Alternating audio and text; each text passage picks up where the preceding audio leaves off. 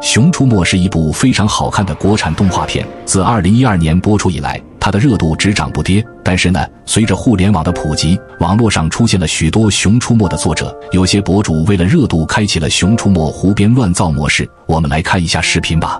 什么情况？熊出没最后一部电影名为《再见森林》，到底是怎么回事？原来网络上出现了一位神秘人，他自称来自2080年，并且预言了熊出没这。陈哲动漫啊，什么神秘人？你怕是穿越剧看多了吧？怎么可能有神秘人？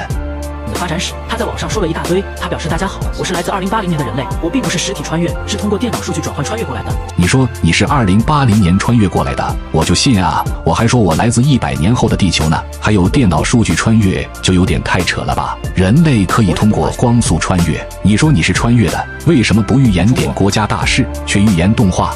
还有一些熊粉关心的一些问题，我来回答你们吧。你们现在在的是2023年是吧？你们今年最期待的是不是怪兽计划3？对此，我来回答你们吧。怪兽计划没有第3部，而且继续推出。这还用你说呀？因为熊出没官方直播的时候早就透露过，怪兽计划3就是终结季，本来就没有第3部。陈哲动漫这位博主，我说一遍，熊出没没有再见森林，而且导演也说了，熊出没不会结束，会一直陪伴大家的。希望你不要造谣了，做正常的解说，别再做营销好了。有小伙伴说呢，再见森林那张海报到底是怎么回事啊？其实呢，再见森林是有的，只不过那个不是官方制作的，是粉丝制作了的同人作品，讲述了熊大熊2光头强离开森林的故事。相关的同人画面已经制作出来了，我已经给大家找到了，就放在视频左下角了，左下角自行观看哦。粉丝做的也太精彩了吧，看完我都感动哭了，左下角自行观看哦。